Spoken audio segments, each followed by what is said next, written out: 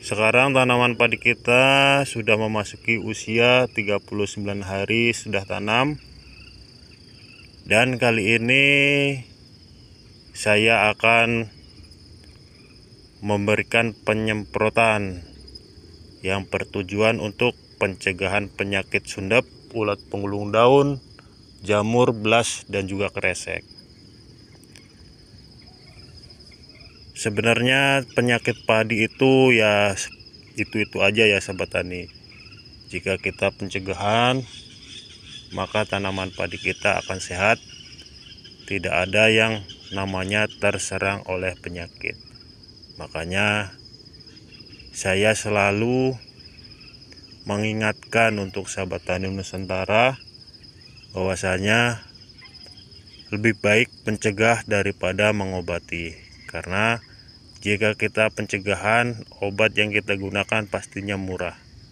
Dan jika kita memulainya dari mengobati, pastinya obat yang kita gunakan akan lebih jauh lebih mahal dari pencegahan. Makanya kita lebih baik pencegahan dari awal. Untuk obatnya masih sama obat yang saya gunakan, tetapi dosisnya saya naikkan.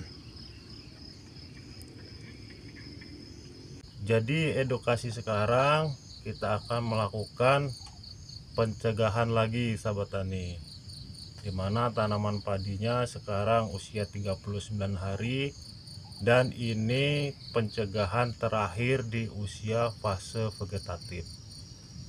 Dan pestisida yang saya gunakan masih sama ya sahabat tani, yaitu sidatan dan juga entrakol. Begitu juga saya akan memberikan nutrisi yaitu dengan biomak.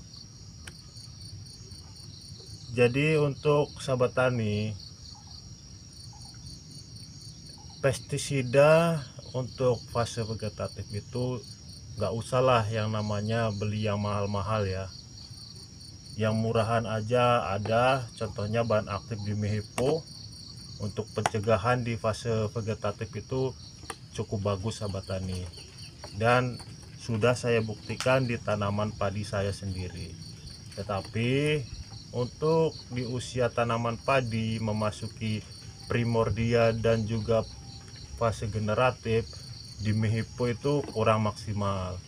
Makanya untuk menghemat keuangan kita fase vegetatif itu gunakan bahan aktif Dimehipo. Kalau saya menggunakan sidatan SR dan terbukti di tanaman padi saya.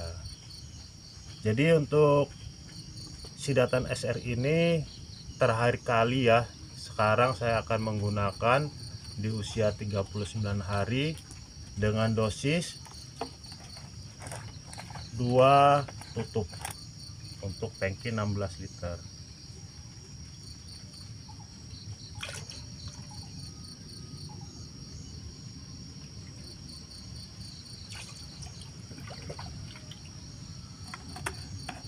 Jadi untuk sidatan SR ini terakhir ya sahabat tani, saya tidak menggunakan lagi.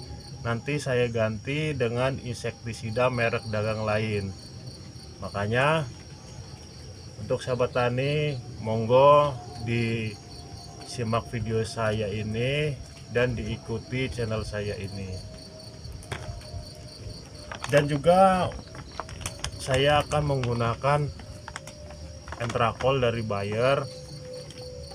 Ya, entrakol ini ya pencegahan ya sahabat tani, pencegahan yang namanya jamur, blas, kresek. Jadi untuk fase vegetatif bagus ya menggunakan entrakol.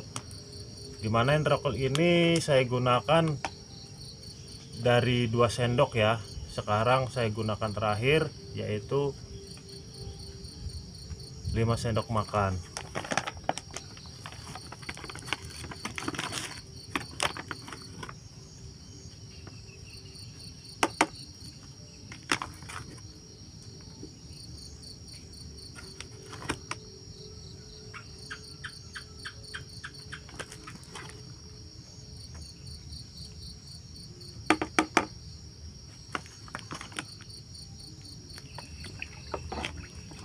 Kenapa saya menggunakan dosisnya itu selalu saya naikkan? Dikarenakan kita sebagai petani itu kan tahu berapa usia tanaman padi kita, berapa banyak batang dan daun di dalam tanaman padi kita. Makanya kita harus menaikkan dosisnya. Jika kita tidak menaikkan dosisnya, jadi kayak insektisida, fungisida yang kita gunakan itu ya tidak maksimal, sahabat tani. Dan terakhir saya menggunakan nutrisi yaitu Biomak dari Biotis.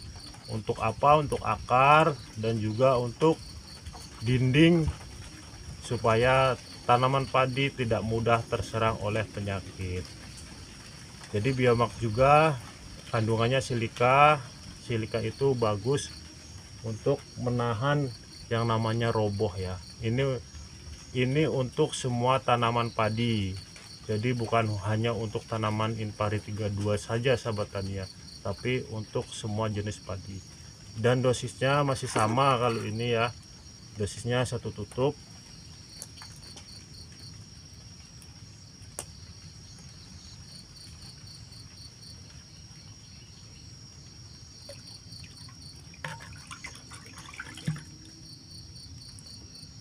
Dan yang terakhir, jangan lupa menggunakan yang namanya perekat, penembus, dan perata. Ini manfaatnya supaya jika kita penyemprotan nanti datang hujan, kita nggak usah khawatir. Kita gunakan yang murahan saja ya, karena tanaman padi kita itu sehat, tidak ada penyakit, jadi kita menggunakan yang murah-murahan saja dulu. Saya gunakan 1 tutup untuk tangki 16 liter.